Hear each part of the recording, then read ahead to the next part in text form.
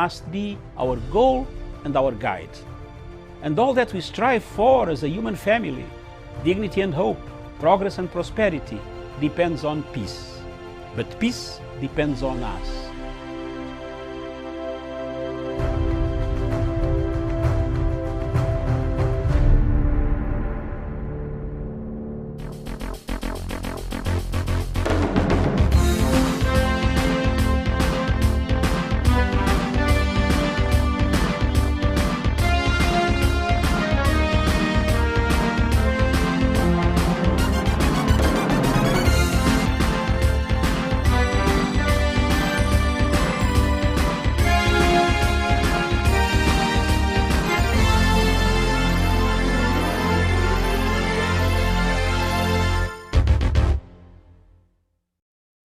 And thank you so much for joining us. This is Good Morning Africa, and of course it is breakfast with Dr.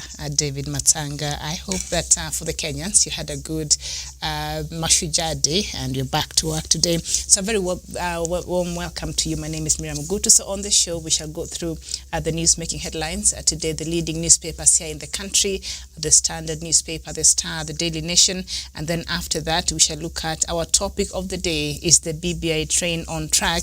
And we saw yesterday President Uhuru Kenyatta, while he was making his speech yesterday, he laid emphasis on the need for a constitution to be in line with the current needs of a nation, and so alluding there that of course constitutional changes is something that inevitable, and the constitution needs to be changed so that it can be able to address the current situation of Kenyans and the needs of Kenyans, because constitution was made for the people, not the other way around. So thank you so much, Doctor. Very good morning to you. Good morning, Miriam. Thank you very much, viewers, wherever you are in the world. Thank you. This is Good Morning Africa, breakfast with Dr. Matsanga. The purpose of this Good Morning show is to highlight the events that were there last night and what is going to happen this morning and this week. Good Morning show goes around Africa briefly to see what takes place in Africa. In Nigeria, for example, several people are feared dead. From last week, I was warning you that there seemed to be a regime change appearing and approaching in Nigeria. In Cote d'Ivoire, we still have a problem, which is very, very clear. The elections are a problem that we see in this Africa of ours. And elsewhere in Tanzania, the elections are still going on. Preparations are being made. The opposition is crying foul. We don't know whether the situation will be all right. In Uganda, Good Morning Africa, the elections seem to be very far, yet very near, and yet very fluid and very fragile. It might be some of the members of the opposition might not see themselves on a ballot paper. Some might be in prison. Some will be charged with high charges of treason. That's the situation. When you go across in Zimbabwe, efforts to make the economy work is fantastic. There are pulls, push. Across in Mozambique, we have the Cape Delgado under siege from Islamists. In DRC Congo, Islamists, again, does it also pay a pattern for you to show that Islamic fighters are being placed on African continent in strategic countries, Miriam, where we had never expected people to be fighting at all. How do you get Arab Islamic fighters in a country that is not Arabic? So there's something that is happening across the continent of Africa. Planting of Islamic fighters in Congo, in Mozambique, in Malawi, purge still goes on. And when you come to Mogadishu, the new prime minister has selected 70 members of cabinet. If you are thinking that Kenya had more members or Uganda, I think Somalia has the biggest number of cabinet ministers on the continent. How much of these are going to drain the taxpayers? As we speak, Miriam, I am having my breakfast. This is breakfast with Dr. Matsanga, and with hot tea all the way. It is very good to have a relaxed climate, Miriam, as you also sip your water or your hot water. Let's not rush. There is one problem that I've seen, and especially some of these radio stations and television stations. Look at KTN. You bring a man like that one to say he is analyzing politics of Kenya. We have very many difficulties. I am beginning to say that, do you know what? President Uhuru is doing very well, but President Uhuru does not have a backup. Look at what they did in France. All the people went to France, they started shopping. This story is not wrong. Some of them came to brag around the hotels, how they brought perfumes, suits. You know, there is something which is not very good. The president is a very good man, but we have people myopically ignorant who have mushroomed up to claim to be analysts, like my friend Mutuma here. How can he be an analyst? This is a man who does engineering. He doesn't even know how to analyze an event. But he has been planted there to create chaos. He doesn't even know how to explain the policies. How will the government explain the policies? I saw Bigambo this morning explaining wrongly, talking about the BBI wrongly. They don't know anything. They think that wearing a suit and coming to the TV is what you explain. You must have knowledge. You must have excelled in a subject. You must have read the tools of analysis of that particular subject. So one of the things that is worrying me as an observer, a foreigner, as called a foreigner, yes, Paul in Judea, is that Miriam, the president is doing very well. But the president does not have people who deliver this message down clearly. They have hangers on who arrive, who wait to go for trips, then they start buying things, and then they bring a bad name again, which is published in the papers. Where are we getting these guys? There must be coherent explanation that BBI is not, and I repeat, should not be reduced, diluted to a political maneuver. It is a gap that President Uhuru Kenyatta brought with Raila Odinga to heal this country from one big mistake. The biggest mistake is elections. One big mistake that we have had all the time. We shall discuss that shortly, Miriam. But I want to tell you, my brother, my sister, there is a problem here. Yes. All right, very well. And before we get into that, let us bring you up to date with, in line with the COVID-19 statistics here in the country. And the figures continue to go up. And right now, Kenya, the confirmed cases totals at 45,647. About 842 of those have died. 32,522 have recovered. Uganda, 10,788 cases. 97 people have died in Uganda. 7,006 have since recovered, and South Africa 706,304 cases so far.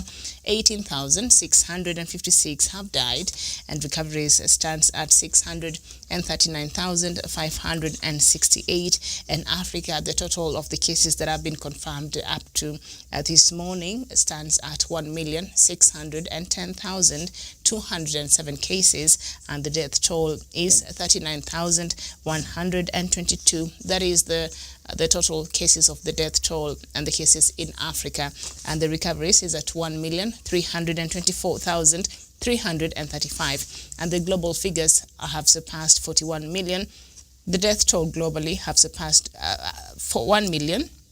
The cases have surpassed 41 million, and the death toll also have surpassed 1 million, right now standing at 1,129,591 cases, and recovery so far worldwide is over 30.6 million cases. So that is where we are, and Kenya slowly perhaps we might get to the 5,000 or 50,000 rather, mark there. But as you stand this morning, the cases stands at 45,647. And as we have said there, over the last 2 weeks, or since President Uhuru Kenyatta relaxed some of these measures, we've seen the cases spike more than even before we were taken into a lockdown. So something there is not very, very right.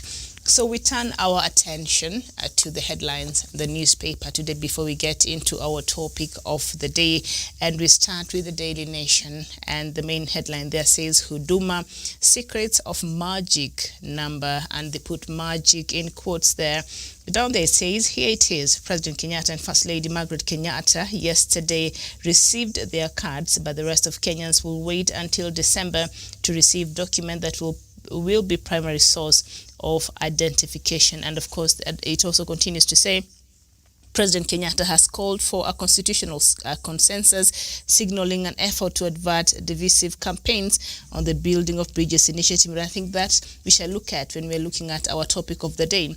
But Doctor, there was a lot of politics that had started surrounding the Huduma number there, but now we see yesterday President Kenyatta was the first Kenyan to be issued with his Huduma number card, together with the First Lady and other, I think, 10 Kenyans from Kisii, judging from the names there, because our national celebrations of Mashujaa Day happened there in Gusii Stadium, so it only made sense that a few residents from there will be the first to sample the Huduma number card outside of President and the First Lady.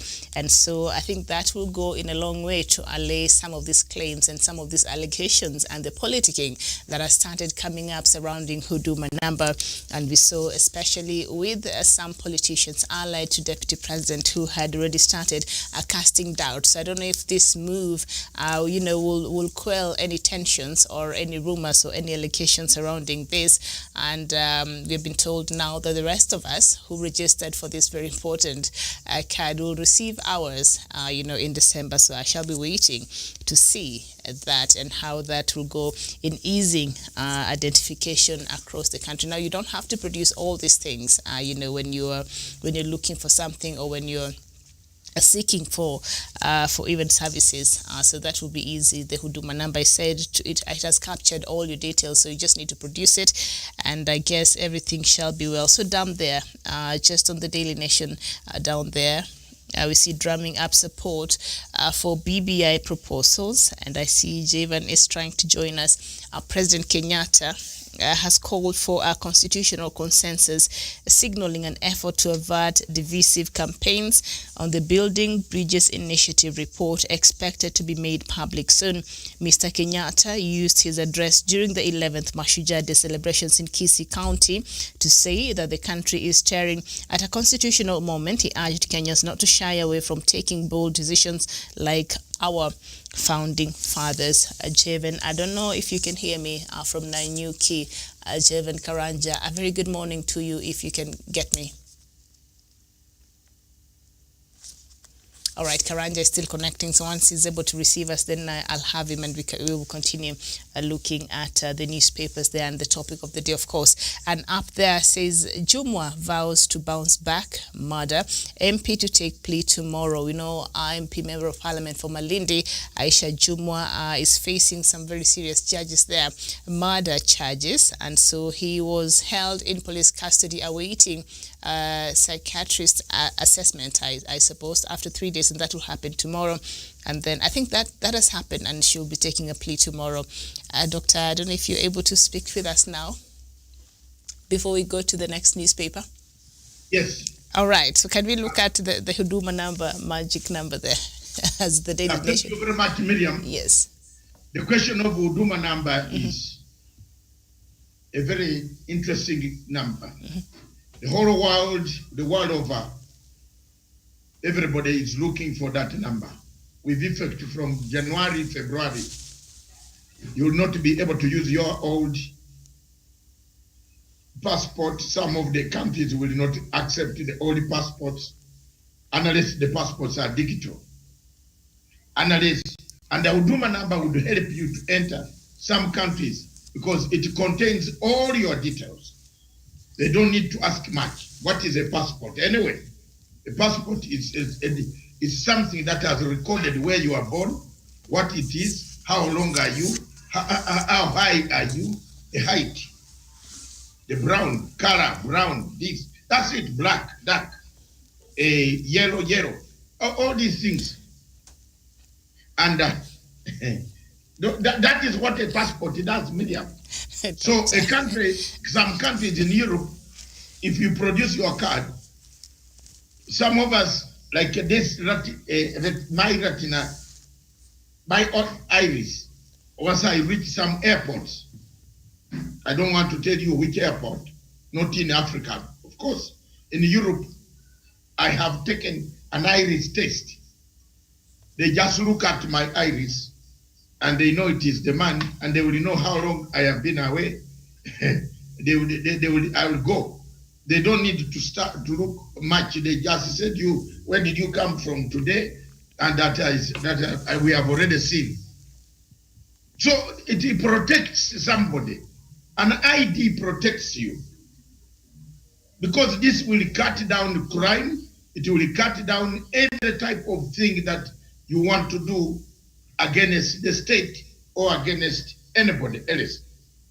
It is not a punching bag for my friends in opposition or in those who don't like President Uhuru Kenyatta. For them, it has become a punching bag. They have started saying so many, they have lacked what to say now. Now that Kenyatta has been very candid, straightforward, delivered some of the things they never expected. You see? They never expected. And now they are saying, oh, what do we do? What do we do? He's here. He has accomplished this. The ID, your ID, the Huduma number, will help you very shortly because Uganda already has got ID. Ugandans have ID. Please, they have it. You like it or not, they have their ID. They use their ID even to travel on a plane. And those IDs in the Commonwealth are going to be recognized. Huduma number in the Commonwealth will be recognized. You will be able to use it in any of these Commonwealth countries. It has your data. It is like a MasterCard or like a Visa card. So once you do it, it shows the whole background, who you are, what you are born, when you are born a woman and you change it to man, or man change it to woman. Those things are there. When was it changed? Was it official? Which name did you have? It will kill out this problem of the names. You see, even in our country, President Museveni is changing his name. because he doesn't want the other things to be associated with his name. So you can't get him again. Whatever you call him on the other name, he's not the same one. So what will be his new name? And legally now, you can't go and choose him with those names, and you lose the case. Doctor, what will be his new name? What is his new name? He has changed the name to Rahabi. Something very complicated. We are used to Yoweri Gakuta Museveni. He has changed the name to Yoweri Toruhaba Museveni. So we are dealing with two different people now. Okay, is that even allowed in the law? That's Africa. That is this program is Good Morning Africa. Yes. And thank you very much. That's Africa for you, Miriam. We are here. We changed to Yoweri to Rahabi. To Rahabi. All right, Javan, if you can hear Rahabi Museveni. And that is the new name of our president on the ballot. So if you are looking for President Museveni, you will not get Yoweri Kaguta Museveni, you might not see him anywhere anymore. So if you call Yoweri Kaguta, I mean, it will be very absent. So it is absent. Okay. It's quite interesting. These are some of the things that Oduma number president had. Our president has to strengthen his name that he will be called. That is, he will be called by that name forever. And the Oduma number is a savior that nobody will say, what were you doing in such a place? Oh, I was fighting. Oh, people broke into a shop. They only need to track you and find where your Oduma number was, because it's trackable. It's not it's trackable, yes. You can tell them, check my Oduma number. I was not in that location. I was not. If you left it home, it will still show the movement. You left it home, but you were in Kisumu.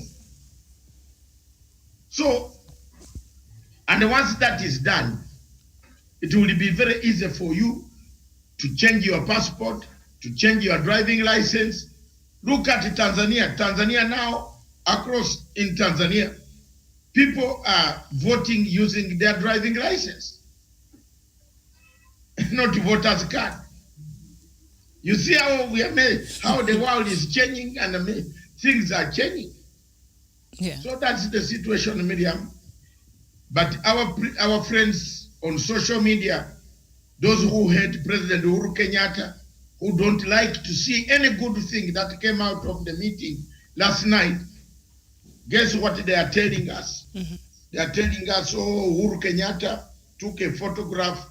It's a sample. His is a sample. And the Master of Ceremonies told you it is a sample. The Minister of Education, of Interior, told you it is a sample.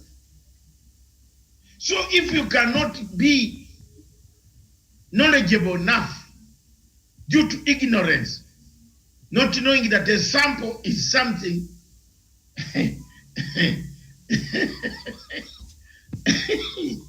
it's something that resembles the real thing, then you start blasting President Uhuru Kenyatta. Why was he in a white shirt, and yet why is he in a coat? Anybody can go to the State House and change the bearings. Will you stop it? No. What is wrong with that? They're complaining that the official photo of President Kenyatta was on there, but it's him, nevertheless. But maybe, because I had also some Kenyans complaining, why did the Deputy President not be given this card? I think it's only the President and the First Lady, and those were samples. So the rest of us will receive ours, according to what we were told in December. So the fact that I think some Kenyans are complaining, why was the Deputy not given? Is that even a conversation? The Deputy President went on national television and in press conferences told people that this is ya kumaliza muda ya watu. And it will be used to rig the elections come the next yes. year. So why should we give you something that will rig your elections? You are in the race. The president, the organizers of State House are correct. All right. Time will come and they give you yours, and then you can use it to rig elections. Isn't it better? All right. Raila will come and get his, then if he uses it to rig elections. Senor, that's what he did. The man said, you know, if you are talking, Miriam, if you are talking, and I've told you, doctor, don't ever talk with anger. Please. You talk with anger, you lose it out. Don't be angry. Don't be hungry and angry. Those two words produce a conflict. You saw it yesterday. You saw the president also equally quoting,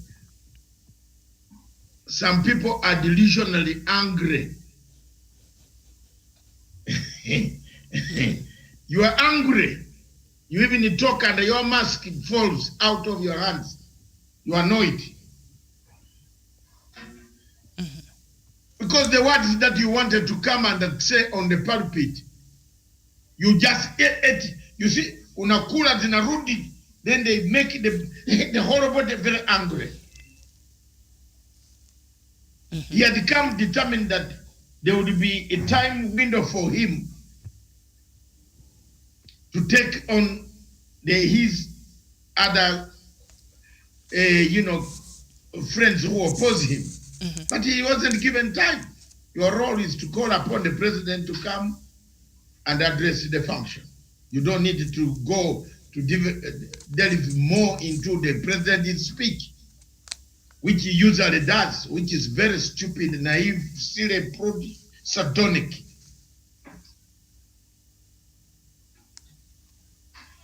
Yes. Anything next? I don't know if you're able to see Karanja from there. Karanja from there, yes, I can see him. Karanja, good morning. Call him up. Karanja. Good morning.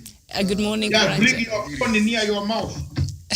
Yeah, good morning, Daktari and Miriam. Thank you so much for joining us. So on the Huduma number we saw yesterday, it was released. I think it was as a surprise. We didn't expect that would be one of the things that will be unveiled yesterday, and we saw it. And President, of course, and the First Lady were the first ones to be given with the sample, and 10 other Kenyans there. And so will that help in quelling the politics that had started surrounding this process?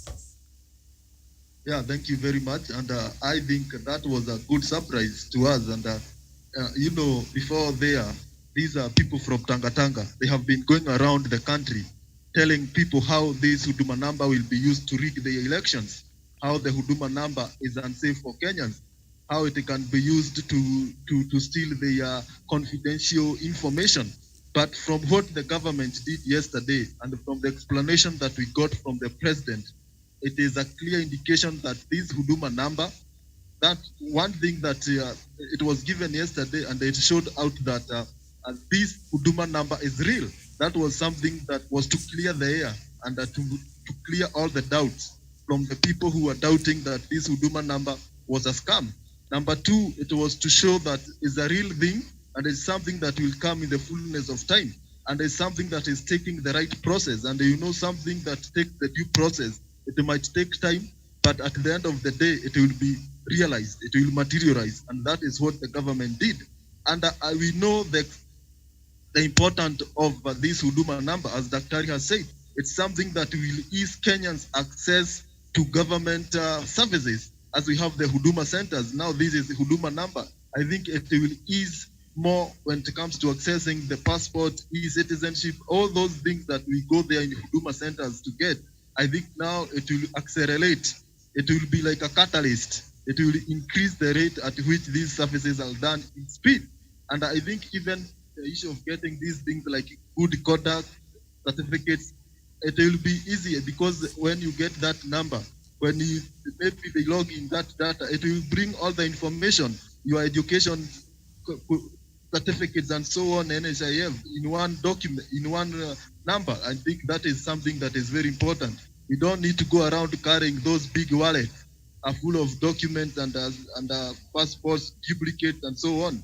I think these are very good gesture, and that the world is moving digital world, and I think these are steps that the government has done right. And those people who complain of this number, now they have no reason to go around telling people how it is bad, because I think they will also get the players, and they can use it to rig the election if they want. They can use it the way they want, but I think this number is good for all of us as a country. Yeah, thank you. All right, thank you so much, Jevan. Very well said there.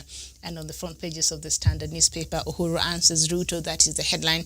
It says, triple takedown, president tears into BBI critics, terming a narrative by DP's allies that initiative is all about creating pause for a few simplistic, and praises youth for heroic acts and unveils Huduma number. And down there, they say key highlights. Number one is the BBI president makes final pitch for changing the constitution ahead of 2022. And then number two, youth, the country, DP allies pushing for empowerment. Uhuru puts them at center of innovation. And number three, Huduma number, president unveils new card and throws challenge to parliament.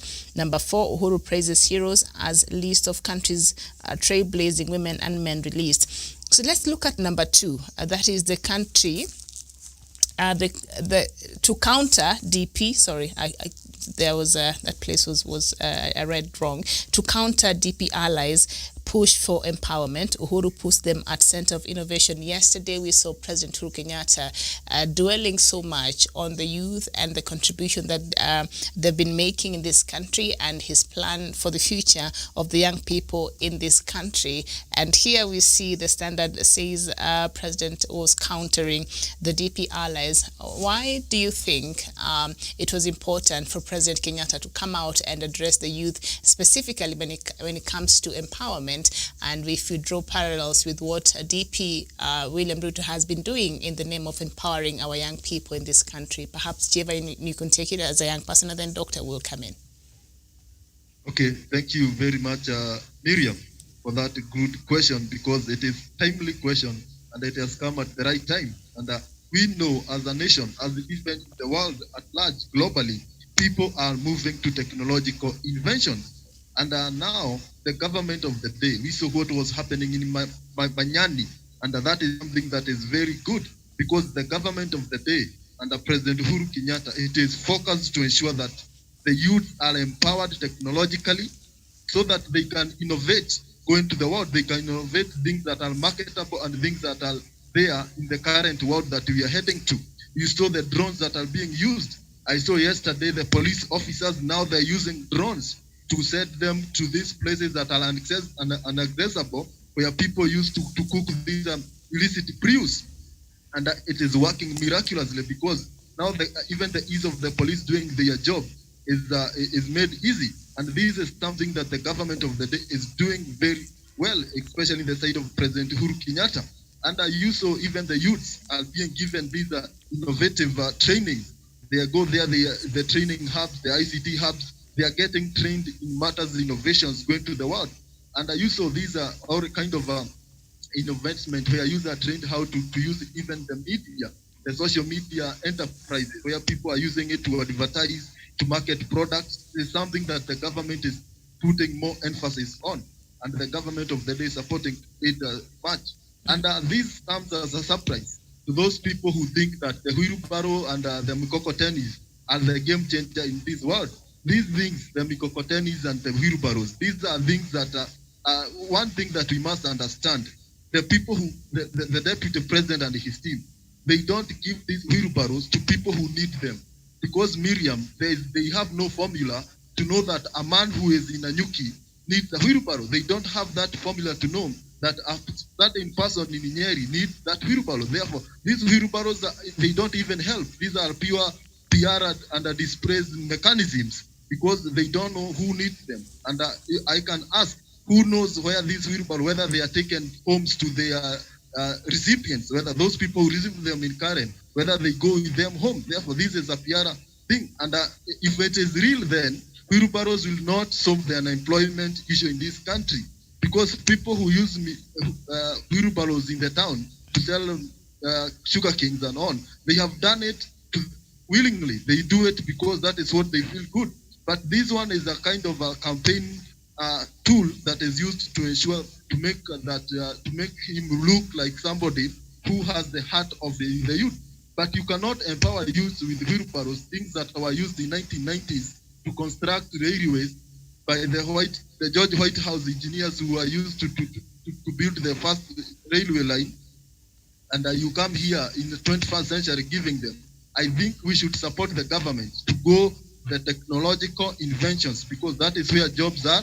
And in the modern world, jobs will be done from these technological things. You saw when COVID-19 came, the Zoom thing has become a big thing. And this is the way things are done. And this kind of invention, this is what will help and build this country, but not through handouts and one-wheeled machine by the name of wheelbarrows. All right, thank you so much. Doctor, we saw yesterday President Uhuru Kenyatta was very intentional with addressing youth empowerment and highlighting what the government seeks to do and has been doing in regards to empowering our young people in this country. Why was this message very timely? And if you were to look at the approach a Deputy President has been taking in empowerment, yes. Miriam, yes, the message was timely because at this age, the 22nd century, we need innovations that can create more employment. A wheelbarrow does not create employment. A wheelbarrow creates single employment and works as a service provider. You put your mangoes on a wheelbarrow and push it to the market. That's all you need to do. The other job you can use the wheelbarrow is to carry the rubbish from your garden, your house to the garden, manure. That's all right. It's single. But innovations can create employment. And in employment, you grow customer service. And in customer service, you employ people. So if you make several innovations like this that can capture the world, you are teaching the youth how to use first. What the Deputy President is wheelbarrows theory means is that remain poor and remain where you are. You don't need to go to school. You need to be empowered by having a wheelbarrow. Uanze biashara. He's more oriented in business. Yet there is a foundation. We need a foundation. Before you do better business, you need a foundation. He has assumed that what he went through is what he wants others to go through.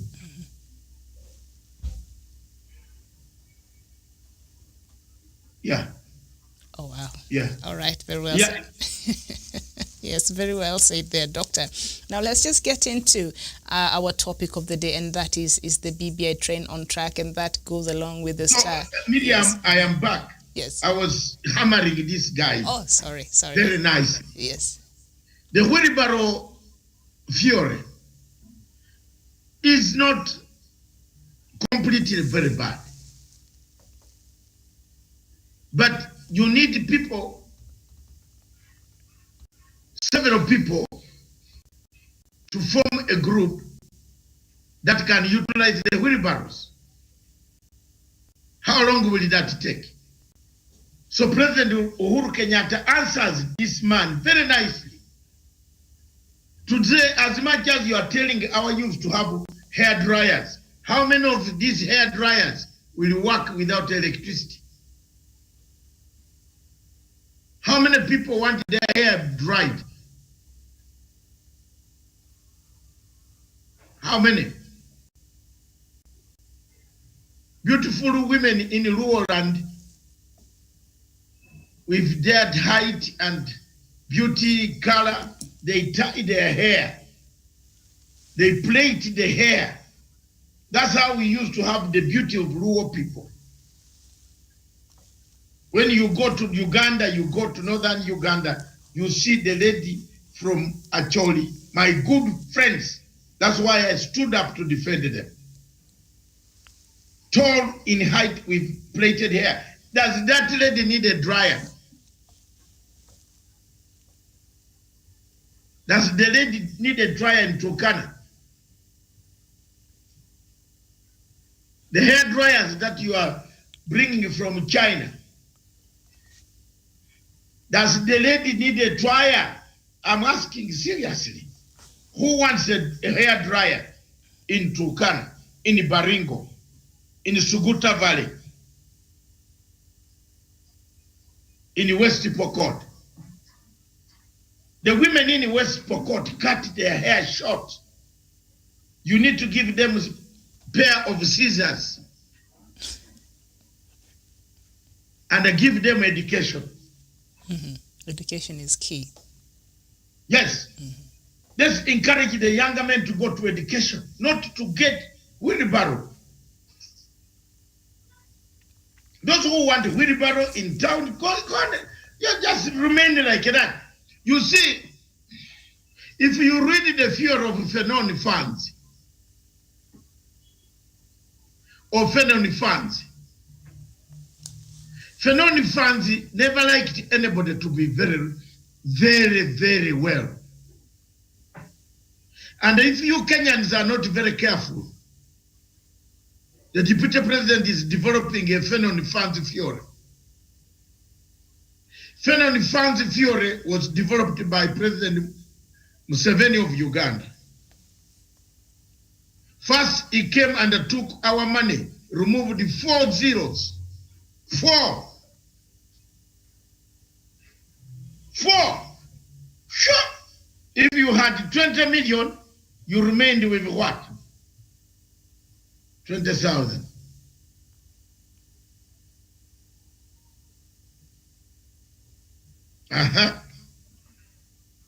Then we went further and said exchange, bartering. Don't use a letter of credit. Let's use barter trade with Cuba and don't trade with America. Let's carry our cotton and coffee, get Colgate. We were made poor first of all. And this is what this younger man, Dr. William Ruto, is developing slowly in this country. And for people watching me this morning, take this seriously. There is a teacher behind this theory. First, make everybody poor. Make everybody be on one level. When you say, they say, yes, yes, yes.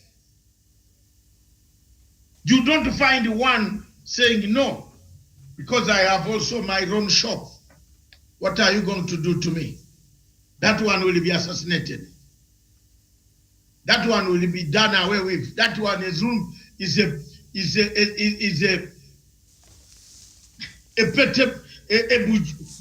pete bourgeois. A bourgeois. A person opposing us. Kipingi. Wanakupinga. Iwa pigamizi. You see, this is exactly where we are going to end. And Amelia, I'm recording me on this day that the thing as we enter 2021, you will see exactly what I told you, what I'm telling you today. That the theory of donating and making people very, very pathetic. Wheelbarrows. Mukokoteni, go back to the river. This is how we used to carry our food. Because there is nobody being promoted to become a middle classer or half a middle classer. How are you empowering the people? What about what about students who have gone to university? What will you do to them? Someone who has struggling for 4 years to study a degree in Bachelor of Commerce, and you tell him, stay on Mukokoteni from morning up to evening, is enslaving and bastardizing this state into a very dangerous time bomb that could lead to an insurgency by holding guns. Be careful. We were told to carry coffee and butter it with soap. Now, how do you measure soap and coffee?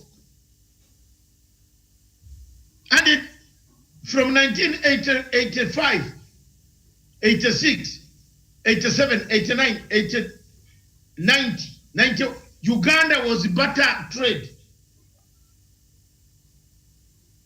You have bananas, a furore, you butter trade. We went back to that level.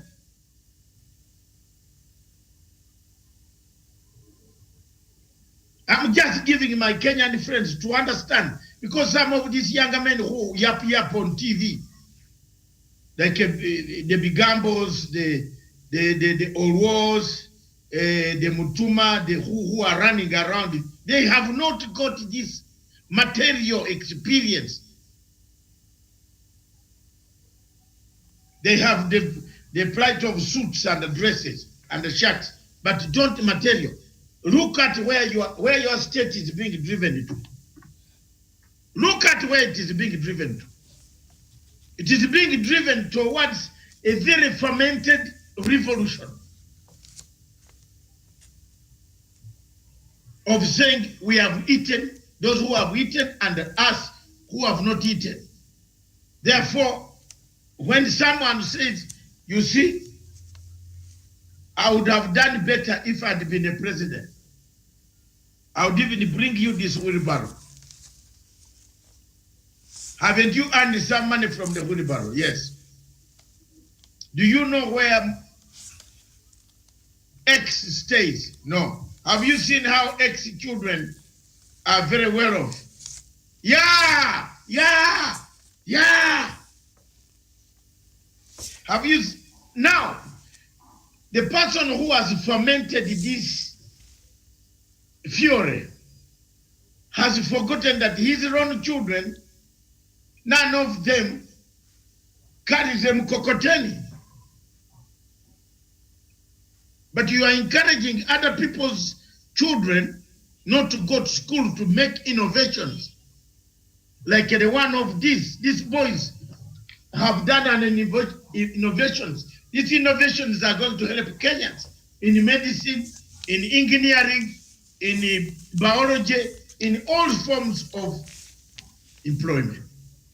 They create more employment. Miriam, I beg to tell you that write it down on this date that I told you. The Phenon Fans Fiore. Can you Google it in the afternoon on Unfiltered? Google it and bring it out. Read it fully, not fully, but bring out what Phenon Fans Fiore means. Bring it out. You will see the correlation. How it correlates with what I'm saying. Remember, I'm a teacher of political classic theory. Talking to you now. Correlation is very clear. And the perception goes with correlation. Perspective, you bring in a theory and say, that is, what about this? Look back and also look at other, comparative analysis ahead. What was it? How was Uganda managed to stay where it is today until it's about to explode?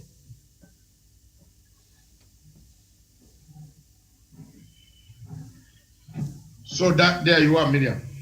All right, very well. So let's just look at our topic of the day here is the BBI train on track, and that is the headline on the Star newspaper, and they're saying Uhuru, why we need BBI before 2022, and the story is on page 4 and 5 of the Star newspaper, and it says President Uhuru Kenyatta yesterday made a strong case for a referendum to approve changes to the constitution before 2022 general election. Uhuru said that the changes would entrench political inclusion, equity in the distribution of opportunities and resources, and end violence every electoral cycle. Karanja, is it about time?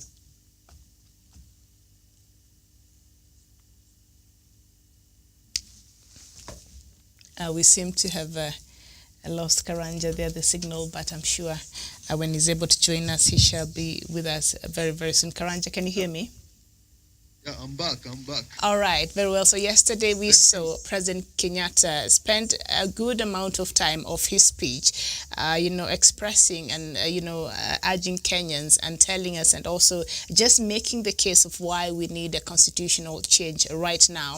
Because as he said there, even our forefathers, they did not, the constitution is not supposed to be rigid. It is a process, a continuous process. And as days goes and years goes, you find that there are other needs that come up and issues that come up that perhaps the constitution is not able to address effectively. So for it to be able to address that need, then that will require a constitutional changes. And right now we have a myriad of issues that really needs to be addressed, like the two-thirds gender rule that has become, a problem, and other issues that perhaps are not, are very contradicting or are not able to be understood or are ambiguous, in our constitution today, and perhaps requires looking into it. So President Uhuru Kenyatta yesterday said that the changes would entrench political inclusion, equity in the distribution of opportunities and resources, and end violence every electoral cycle. And these are things that we know are a problem in this country. So there it is, the BBI. Is it inevitable,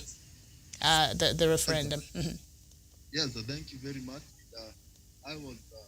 That topic is very timely, and that is something that we can call it a takeaway from yesterday's Mashujaa Day. And we saw the former Prime Minister saying that the reggae didn't stop.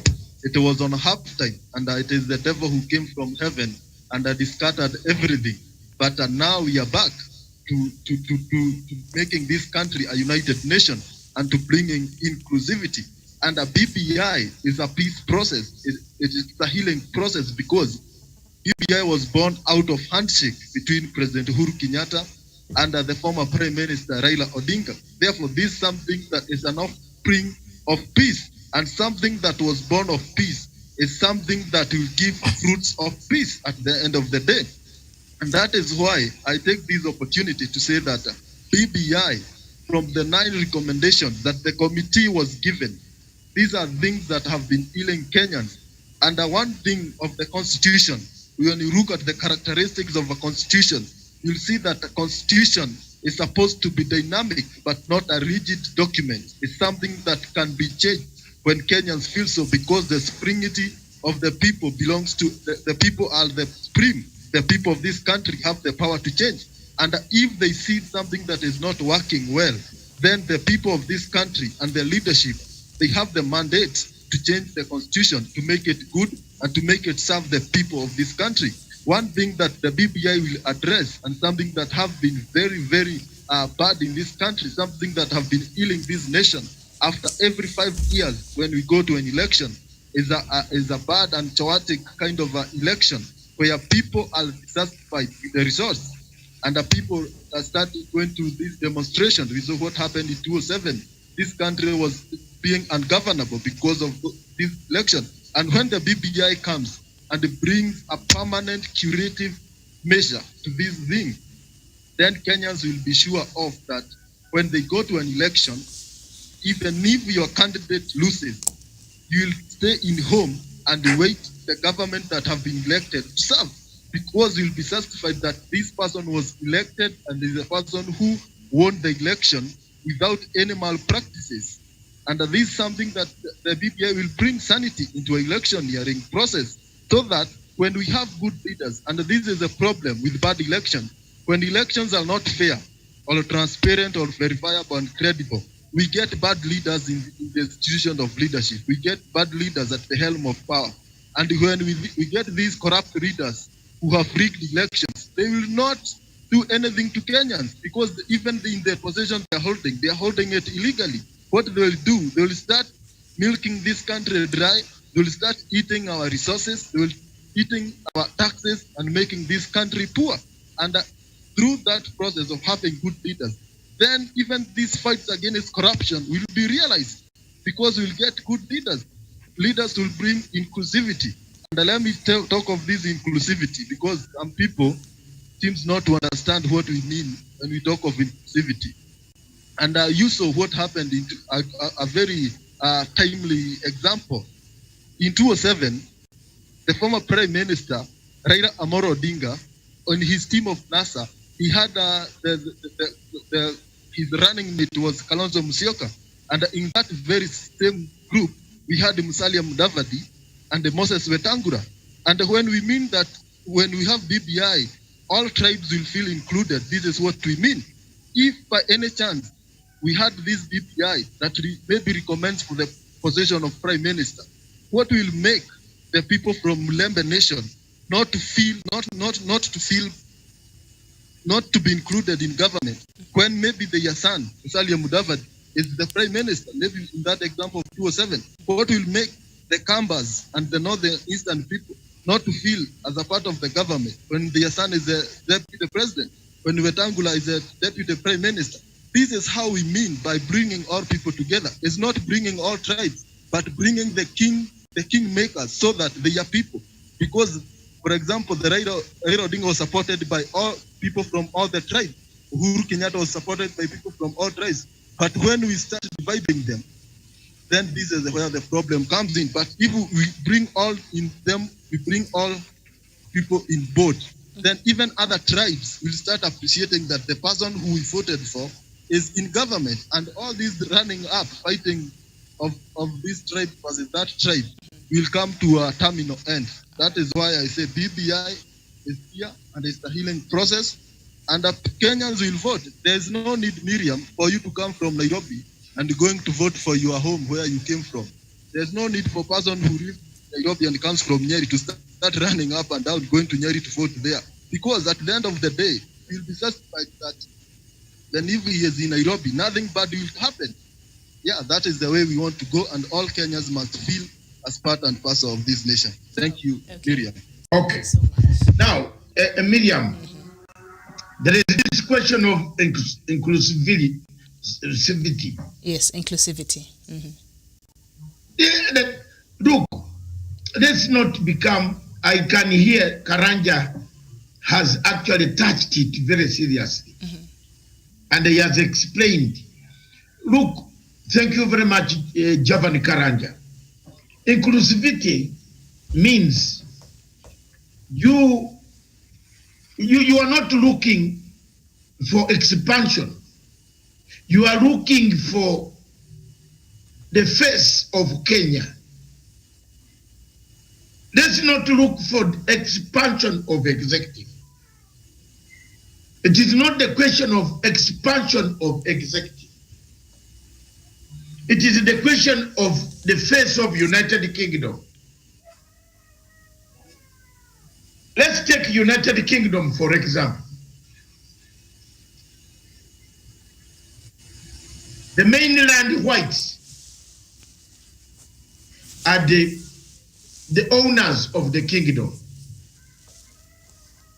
They are the owners of United Kingdom. But they have a prime minister at times coming from,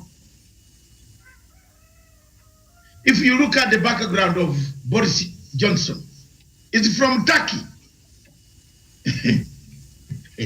His grandchildren, grand are from the Ottoman Empire.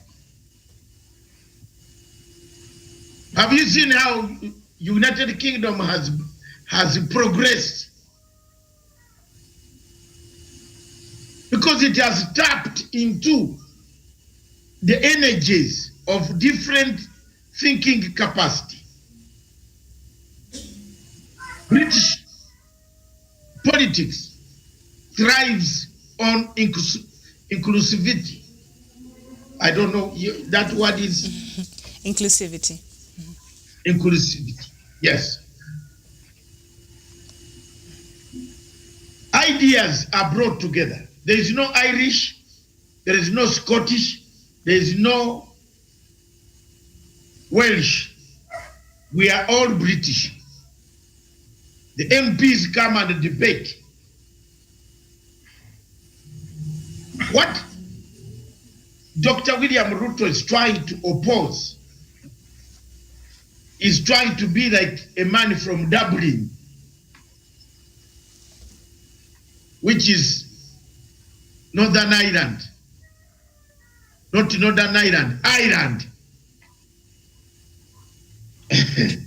On the doctrine of religion, says no, we don't want to belong to what the British are doing. We are Roman Catholics, and we shall remain Roman Catholics exclusive, directly linked to the main Europe. These ideas of us being colonized as Irish, we don't want it. A war erupted between the Irish Republican Army versus the British mainland army and its security agencies. Bombings, killings took place. I am just bringing something for you to know. Because this is the paper I wrote. I wrote a paper. I was a new man in the university. Professor Onyari, I want to tell you, I wrote a paper on Northern Ireland, the Irish Republican Army. This is where I got interested in. I have it. When I go for Christmas, I will come with it specifically to show you how I got so much concerned and involved in the peace building. The time I entered the United Kingdom in 1987, bombs were flying everywhere by the Irish Republican Army.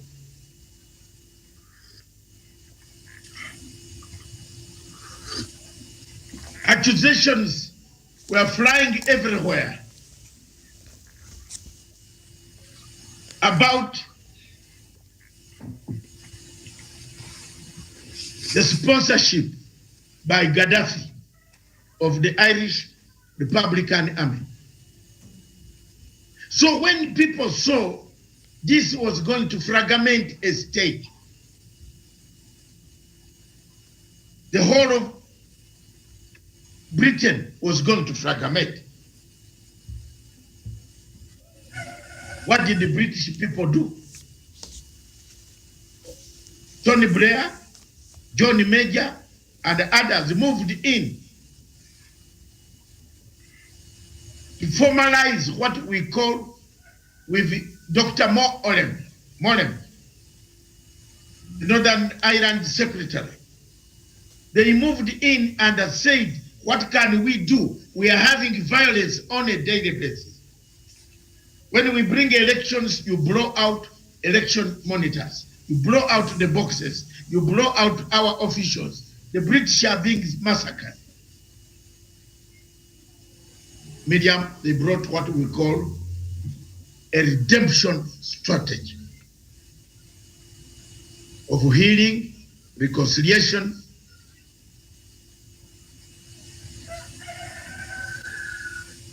and other items.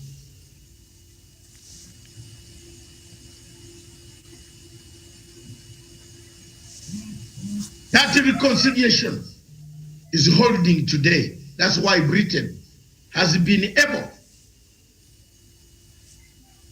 to even grow stronger because of bringing the policy of inclusivity on the main island, where Jerry Adams was allowed to access House of Parliament to do what he wants on the mainland, which was not available.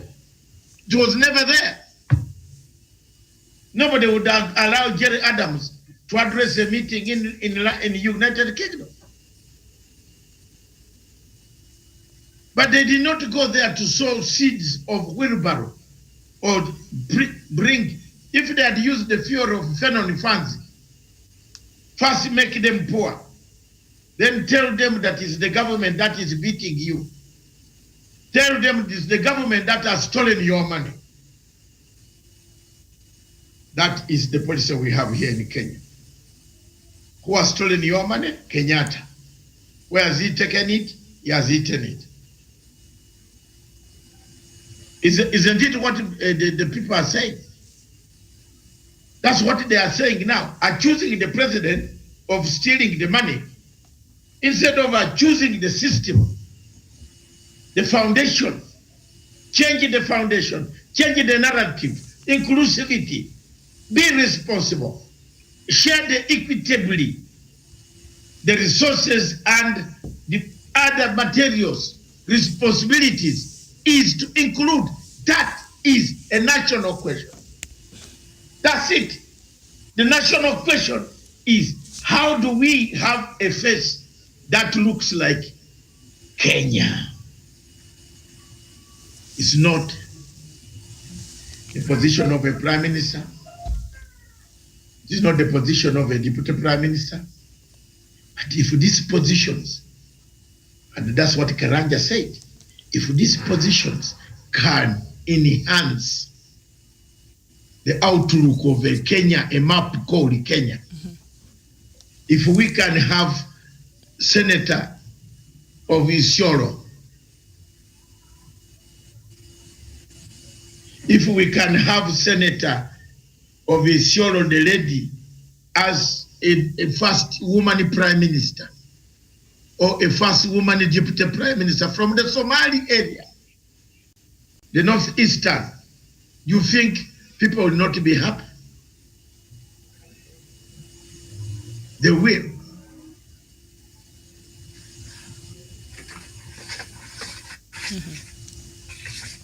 They will. So that is the basis. And before I leave, Miriam, you can see what the deputy president has brought. Everywhere he has stepped, there are wrangles. Look at LSK. Look at LSK. He picked the president of LSK, Nelson Harvey. And the Nelson Harvey was eating this money alone.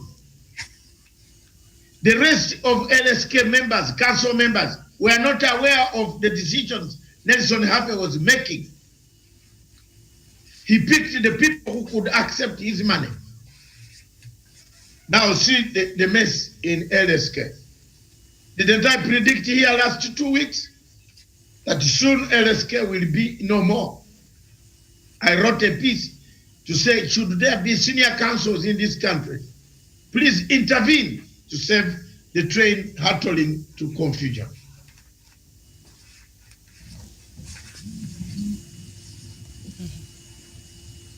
That's my point. Right, thank you so much. And Professor Jared Onyari just joined us. A very good morning to you, Prof.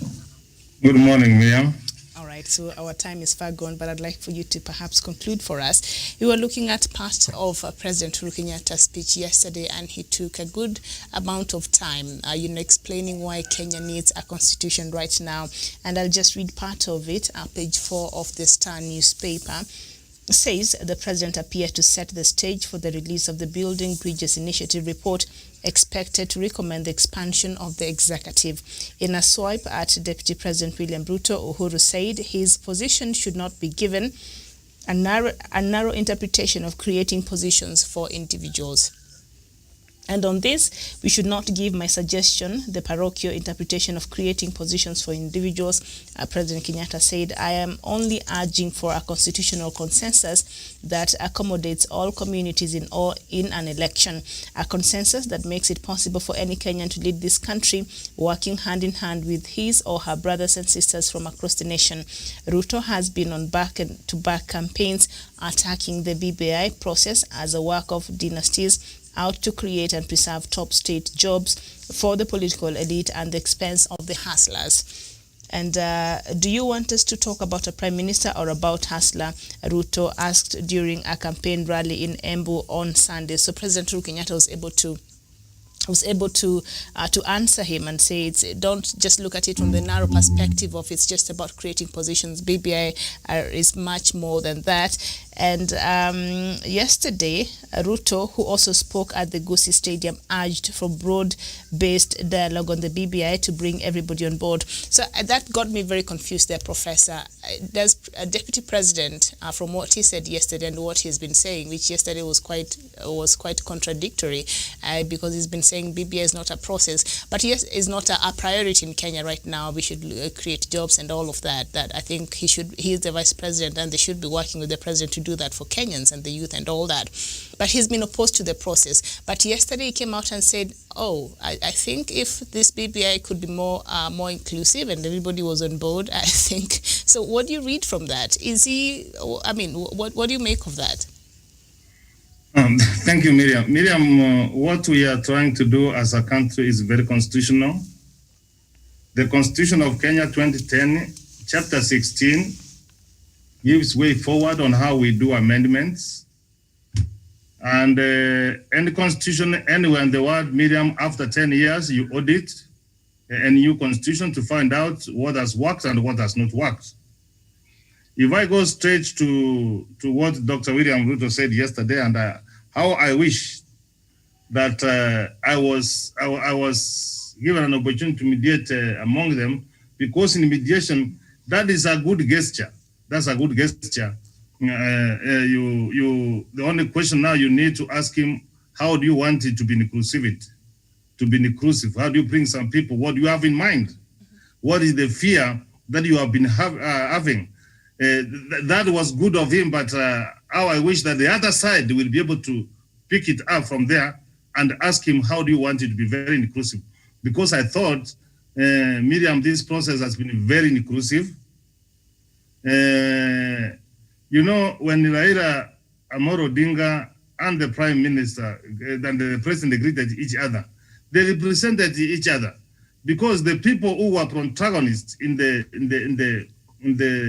2017 general election, Miriam, it was not William Ruto and Raila, it was President Uhuru Kenyatta and the Prime Minister.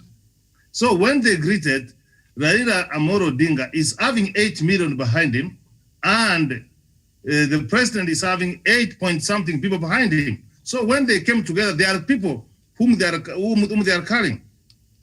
So perhaps that's one area they came up with a team, they came up with a agenda, and then the views were corrected from people. We had BBI 1, which was launched in Pomas. Then from there again, we were to go to the people to ask them, was what you said captured? And that's why we are having BBI 2. Let us see whether what we have told them, what we told them in the BBI 2, what they have captured it when the report comes out. And then, Miriam, again, we start a process. We will have a conversation. It will be debated in Parliament, because members of Parliament are our representative. It will be debated in the in the county assemblies, and it must be supported more than 24. So, Miriam, we should be able now to ask the deputy president, which area is he not happy with, and how does he want to be included? And I like the way the president debunked him yesterday, because he said that let us not be narrow, Miriam, be parochial. I like that word, because you don't go outside there to just whipping the emotions, taking the advantage of the vulnerable people, trying to say that it is them who has caused this problem to us. So the President Miriam, he has stood out to be one of the greatest leaders we have in the modern times. Miriam, you know, President Moy, the late President Moy, was very reluctant to touch the Constitution, very reluctant, although we had a section for the amendment. The same to President Mwai Kibaki. You see how Boma's draft was scattered. But I thank God that after the post-election firings of 2007, they came back to their senses and we have the Constitution. But here is a president who is saying that the Constitution has not worked, we can change it. Miriam, that is great. He's not resisting. Because what the president here, most presidents, and sometimes I don't blame them, because they stand to protect the Constitution. So Miriam, yesterday was a great Masjid day, and I hope when the report comes out this week, we'll have a look at it. And Miriam, we should be able to conclude this business and continue with the business of developing the country and trying to attend to the challenges facing the people of Kenya. I agree with the president that let us not go to the next general election, as Dr. Matsanga has said, without having amendments to electoral laws. And this idea of inclusivity, Miriam, must be dealt with once and for all, whereby our diversity should be our strength. Yesterday, I did not know, honestly, that the Abagusi can host a serious national holiday. And now we have set the stage for another county to pick it on from there. Miriam, that's how you build an inclusive society and a society which moves forward. Thank you. All right, very well. So I beg to end the show now, Doctor, so that we're able to come back and prepare for the other show coming on the top of the hour. I've seen a lot of our viewers, especially from other parts of Africa, and they want us to address some issues that are happening in the continent. And I did not want to go through those comments because I knew in the next show on the Diaspora Dispatches, we shall be looking at some of these issues under the topic, does Africa need elections? So this is a very interesting topic, and which way Africa? And this is a conversation you do not want to miss. So those of our viewers who have been watching from West Africa and other parts of Africa who have been raising some questions here, we know what is happening in Nigeria. We are aware. Come to an end? Yes. Did you have something? You wanted to say something? I wanted to bring it back to you. No, we have not. The main other topic which we need the expertise of the second section. Yes. Yeah. And I was telling our viewers, because there are a lot of them who are raising some questions here and wanted us to talk about a few things. And I'm just telling them we look at them in the next show, where we shall be looking at does Africa need elections? And we shall be addressing a lot of these other issues that are happening now in the continent, including Nigeria and other parts. All right. Yeah. Yes. Meanwhile, this is 10:30. Mm-hmm. 10:35. Is the BBI on the track? Yes. Did we do that one? We were doing that. We were talking about the BBI, yes. We haven't done the BBI. Is it on the track? Mm-hmm. Is it on track? Is it, where are we? But that one is for me. Let me do a takeaway. All right, very well.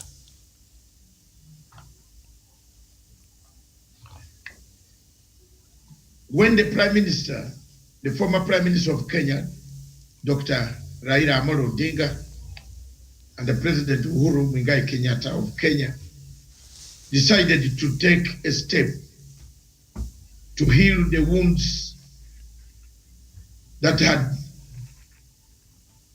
bedeviled Kenya for a long time. They made a step, a huge sacrifice. They put aside their egos.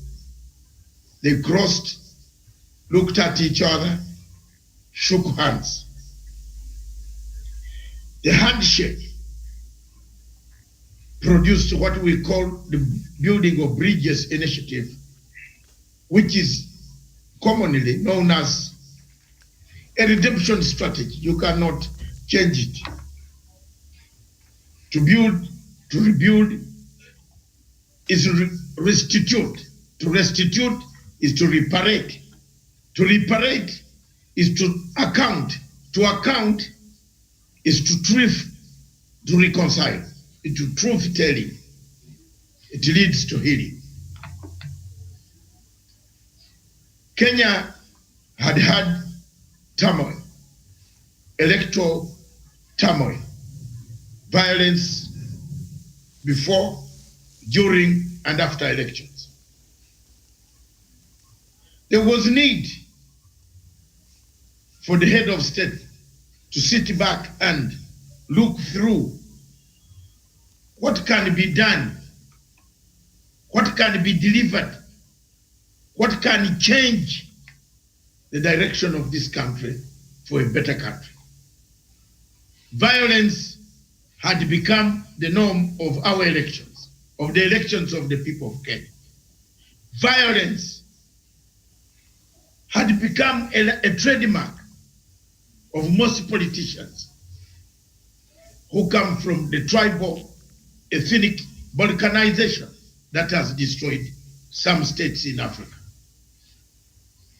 It is therefore very important and crucial that the stage at which the BBI, when unveiled today or tomorrow or any time, for people not to lose focus, but to focus on the main aim of why BBI, why the building of bridges initiative, why stakeholders had to gather and put an input, was to heal the country. It wasn't to expand, it wasn't to enrich, it wasn't to eliminate, it wasn't to destroy the ambitions of people who want to become whoever you want to become, whether president, deputy president, whatever type of ambition you have, that's your ambition. But Kenya is not for I. Kenya is for them, for us, for those who belong to Kenya. Kenya is for those who are Kenyans. All of them subscribe. Whether you are paying low tax or high tax, you remain a Kenyan. It doesn't change who you are. It doesn't change how you pay it. It doesn't change how you get it. You struggle to become a Kenyan and keep Kenya. A united Kenya, therefore, would have the best opportunity to engage itself in a discussion, a conversation that will create a system that will become inclusive with the few resources distributed equitably without violence. If we fail to do that, we might lead ourselves to a violent route as a result of the lack of the two, inclusive politics and the lack of distribution of a few equitable distribution of resources and responsibilities. That is the question. Those are the questions of the nation to discuss. Thank you. Thank you so much. And thank you, our viewers. We shall see you on the top of the hour in the next few minutes with the topic I've mentioned there before. Let me just remind us what we shall be looking at when we return.